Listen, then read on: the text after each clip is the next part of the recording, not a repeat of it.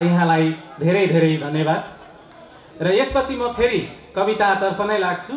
यसपछि म अनुरोध गर्दछु कवि टीका आत्रेयज्यूलाई र अबको समय हामी कवि टीका आत्रेयको कविता सुन्नेछौँ। धन्यवाद। मैले अघि पनि भने म सबैभन्दा पहिला मलाई छाम्छु, त्यसपछि म जस्तै अरूलाई छाम्छु। बलराम सर र देवानको पुस्तक प्रकाशनलाई पनि मैले स्टेज भने र यो कविता मैले वाचन गरेँ। परीक्षा जिन्दगी।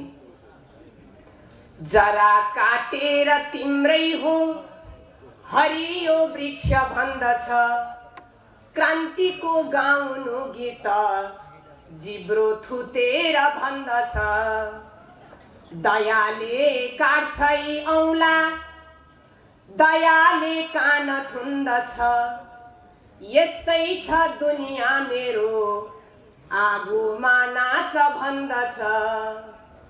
यस्तै छ दुनियाँ मेरो आगोमा नाच भन्दछ। झिकेर मुटुको रक्त नसामा दौडिनु भने, घाँटी थिचेर दीर्घायु कामना गर्छ तै पनि। करौती रेड्छ मायाले ताकेर श्वास श्वासमा, पिलाई आँसुका घुड्का तृप्ति सुम्पिन्छ प्यासमा। पिलाई आँसुका घुड्का तृप्ति सुम्पिन्छ प्यासमा। मझेरीमा खनी खाल्डो बाहिर निस्क भन्दछ, हावामा विष घोलेर शान्तिले बाँच भन्दछ। चुडेर पंख भन्दैछ उड्नु आकाशकी चरी, पिजडा भित्र छोपेर भन्दैछ विश्व सुन्दरी। पिजडा भित्र छोपेर भन्दैछ विश्व सुन्दरी। आँखा फोडेर देखायो इन्द्रेणी फुलको जुनी, वासना शक्ति खोसेर सुवास छर्छ बैगुनी।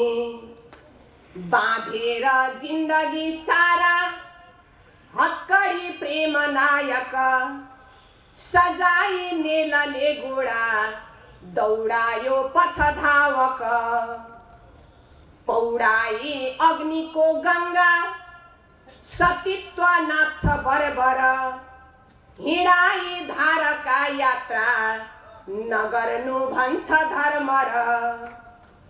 छोपेर न्यायको घाम छोपिने सत्य हुन्छ र, तैपनि जिन्दगी चल्छ परीक्षामै निरन्तर।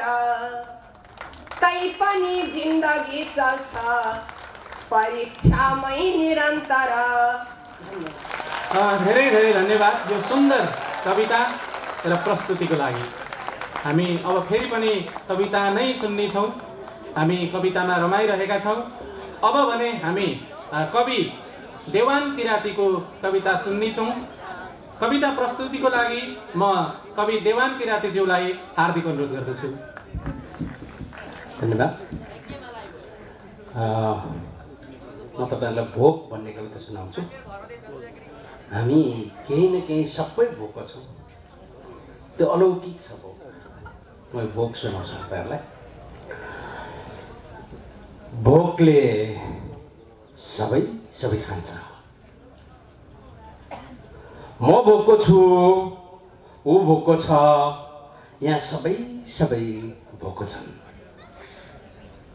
भोकैले हो मानिसले ढुङ्गा माटो खाएको, ढुङ्गा माटोले मानिस खाएको भोकैले हो। भोकैले हो खाएको यो सहारा मैदानको पानी र त्यसको हरियो जवानी भोकैले हो खाएको। भोकैले हो अँध्यारोले घाम खाएको र उज्यालोले खाएको अँध्यारो पनि भोकैले हो खाएको। भोकैले हो देवताले खाएको बलि। भोकैले हो खाएको सत्य युग, त्रेता युग, द्वापर युग र यो समयको भोकले खानेछ एक दिन यो कली। भोकैले हो खाएको देवताले बलि।